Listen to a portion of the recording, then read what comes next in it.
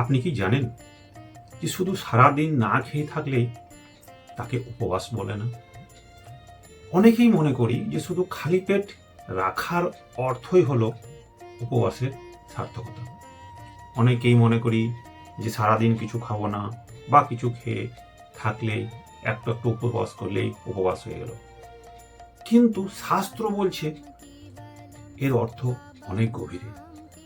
কেন বলছি?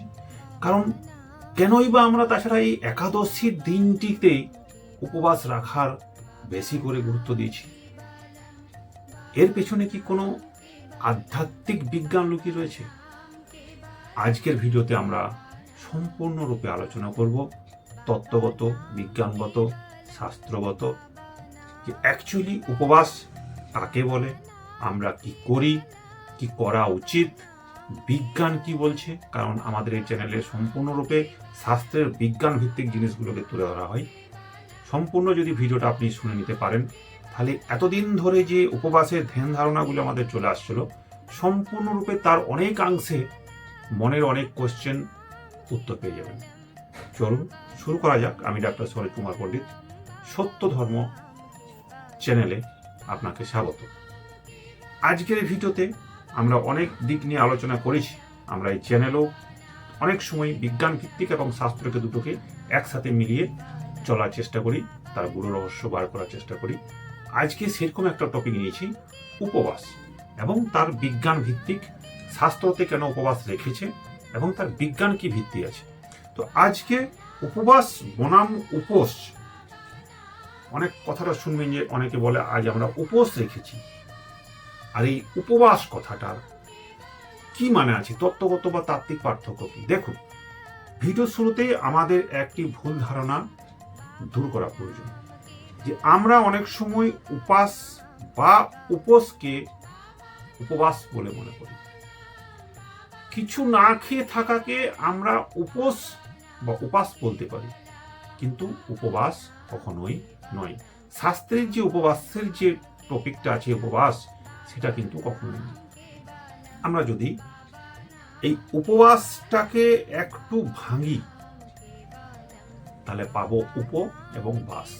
এই উপকথার অর্থ হচ্ছে কাছে বা সন্নিকটে, আর বাস মানে হচ্ছে অবস্থান করা, অর্থাৎ ঈশ্বরের সান্নিধ্যে বা আত্মার, পরমাত্মার কাছে থাকা বা রাখা, সেটাকেই বলা হয় উপবাস। আপনি না খেয়ে আছেন আর এইদিকে আপনার মন পড়ে আছে বিরিয়ানি বা বহির্জগতের মায়ার জগতে, মন ওখানে উপবিষ্ট রয়েছে, তাহলে সেইটা উপাস বা উপোস হলেও উপবাস কিন্তু কখনোই নয়। বুঝাতে পারলাম কথাটাকে?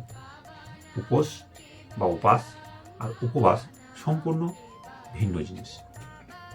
এবার তাহলে আসি, একাদশীটার এত গুরুত্ব কেন? এর বিজ্ঞান ভিত্তিক কি ব্যাপার স্যাপার আছে যে শাস্ত্রে একাদশীটাকে এত গুরুত্ব দিয়েছে? দেখুন, এখন প্রশ্ন উঠতে পারে যে আমরা একাদশীর দিনটিরই এত গুরুত্ব আমরা কেন দিই? কোনোদিনও দিতে পারি, অন্যদিনও উপবাস রাখা যেতে পারে। তাহলে হয় কেন একাদশীর দিনটা শাস্ত্রকে এত গুরুত্বপূর্ণ রেখেছেন শাস্ত্রকাররা? কিছু তো কারণ হবে। চলুন এই কারণগুলোকে একটু দেখি। আধ্যাত্মিক দিকটা একটু দেখে নিই, যেটা খুব জানা দরকার। দেখুন, অ্যাকচুয়ালি হচ্ছে কি, আমরা একাদশী কথার আক্ষরিক অর্থটাই ভুলে যাই। আক্ষরিক অর্থ যদি আমরা ভাঙি, তাহলে সেখানে পাবো 11টা সংখ্যা বা 11 দিন বা 11 সংখ্যা। আর আমাদের শরীরে 10টি ইন্দ্রিয় ও একটি মন নিয়ে তৈরি হয় 11 সংখ্যা, অর্থাৎ 5টা জ্ঞানেন্দ্রিয়, 5টা কর্মেন্দ্রিয় ও একটা মন নিয়ে হয় 11 সংখ্যা। বলা ভালো, এই 5টা কর্মেন্দ্রিয় বা জ্ঞানেন্দ্রিয় দ্বারাতেই মন পরিচালিত হয়। বুঝাতে পারলাম কথাটা? তার মানে এই হলো যে ভালো করে শুনবেন কথাটা, 11তম দিনে 11 সংখ্যা, অর্থাৎ আমাদের যে মনের ইন্দ্রিয়গুলিকে ঈশ্বরের সেবায় নিয়োজিত করার নামই হচ্ছে উপবাস। আধ্যাত্মিক গুণটা বুঝতে পারলেন? কত সুন্দর সিস্টেমটা বুঝুন। 11তম দিনে 11টা যে আমাদের ইন্দ্রিয় রয়েছে মনকে নিয়ে, সেই সমস্ত কিছুকে ঈশ্বরের সেবায় নিয়োজিত বা বিধান যে দেওয়া হয়েছে, অর্থাৎ সেখানে রাখার যে স্থান দেওয়া হয়েছে তাকে বলা হয় উপবাস। এইটাই হচ্ছে আধ্যাত্মিক গুরুত্ব। তাহলে বিজ্ঞান কি বলছে? দেখুন, আমাদের শাস্ত্র জেনারেলি চন্দ্রমার উপর নির্ভর করে অনেকখানি চলে।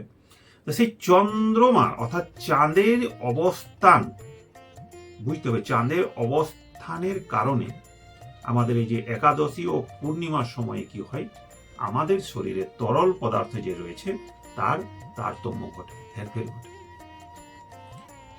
বিশেষ করে দেখবেন এই চন্দ্রমার যে অবস্থান তার ফলে কি হয়, সমুদ্রে জোয়ার ভাটা হচ্ছে। তা ঠিক তেমনি আমরাও তো পৃথিবীতে রয়েছি, আমাদেরও সেই আকর্ষণ বিকর্ষণ হয়, আমাদেরও তরল পদার্থের ওঠানামা হয়। এটা বিজ্ঞান বলছে। এবার ধরুন একাদশীর দিনে উপবাস করলে আমাদের শরীরের কি হয়, এক তো পরিপাক যে জিনিস আমাদের, যেটাকে আমি আগের ভিডিওতে বলেছিলাম সেকেন্ড বা গাট হেলথ ব্রেন বলা হয়েছিল, সেইটা একটু কি হলো, কাজ করতে পারছে না, অর্থাৎ পরিপাক তন্ত্রটা একটু সুস্থ থাকছে, বিশ্রাম পাচ্ছে। ফলে যেটা হবে, এই জিনিসটা আপনি দেখুন, এটা করলে কি হয়, যখনই পরিপাক বিশ্রাম পায় তার সাথে সাথে কিন্তু মস্তিষ্কের একাগ্রতাও বেড়ে যায়। এরকমই এক জাপানি বিজ্ঞানী, নামটা হচ্ছে ইয়োশিনোরি ওসুমি, তিনি প্রমাণ করেছেন যে কমপ্লিট উপবাস রাখতে পারলে বা করতে পারলে শরীরে অটোফেজ নামক প্রক্রিয়া সক্রিয় হয়ে যায়। এবার আপনি বলবেন অটোফেজ প্রক্রিয়াটা কি জিনিস? এই অটোফেজ প্রক্রিয়াটা হচ্ছে কমপ্লিট উপবাস থাকলে শরীরের যত রকমের মৃত কোষ বা বিষাক্ত কোষগুলো রয়েছে শরীর থেকে সেটা বেরিয়ে যায়। ফলে আপনার শরীর অনেকাংশে ক্যান্সার মুক্তর দিকে থাকে, অনেক রোগ থেকে মুক্ত থাকে। তার জন্যই আমাদের মুনি ঋষিরা কত হাজার হাজার বছর আগে এই সিস্টেমটা দিয়ে গেছেন, শাস্ত্রে যে উপবাস করতে হবে। আজ সেটা প্রমাণিত করছে সায়েন্স। বুঝতে পারছেন আমাদের শাস্ত্র কত ডেভেলপ, কত সাইন্টিফিক, কোনোটা ফেলে দেবার না। কিছু অন্ধবিশ্বাস আছে, সেগুলোকে আমি সাইডে রাখি। এবার আসি, এটা তো গেল আপনার সাইন্টিফিক বিজ্ঞান কি বলছে। এবার আপনি বলুন তো, যে আপনারা কি কোনো নির্দিষ্ট দিনে, বিশেষত একাদশী দিনে কি উপবাস রাখেন নাকি উপোস করেন, বা কোনো একটা মাসের নির্দিষ্ট দিনে উপবাস বা উপোস রাখেন?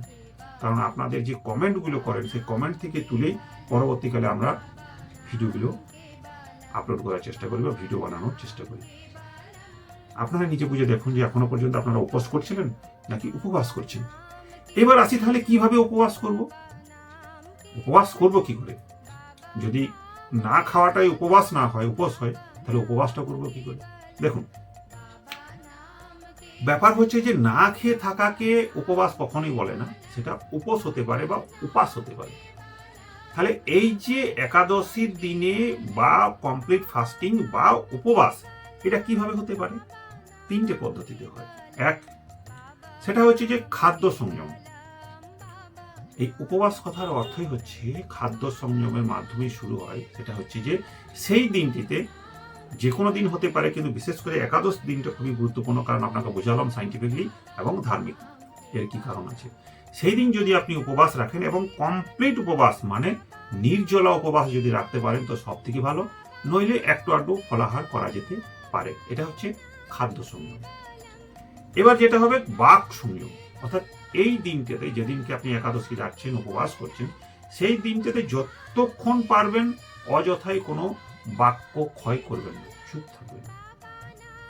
বা সেই দিনটাতে কখনোই করা উচিত নয়, কিন্তু সেই দিনটা বিশেষ করে পরনিন্দা পরচর্চা থেকে একদম বিরত থাকবেন। এটা গেল বাক সংযম। এবার যেটা সব থেকে গুরুত্বপূর্ণ, মানসিক সংযম। এটা কি হয়, মানে মনকে নেতিবাচক চিন্তা থেকে দূরে সরিয়ে সেই দিনটিতে ঈশ্বরের কাছে মনকে রেখে জপ, সাধনা, শাস্ত্রপাঠ, যে কোনো শাস্ত্রই হোক না কোনো পাঠ করুন, কীর্তন করুন, নিজেকে সেই দিনটা নিমজ্জিত রাখুন ঈশ্বরের পদপাতে। এই তিনটি যদি আপনি প্যারামিটার মিলিয়ে নিতে পারেন, তাহলে হবে আপনার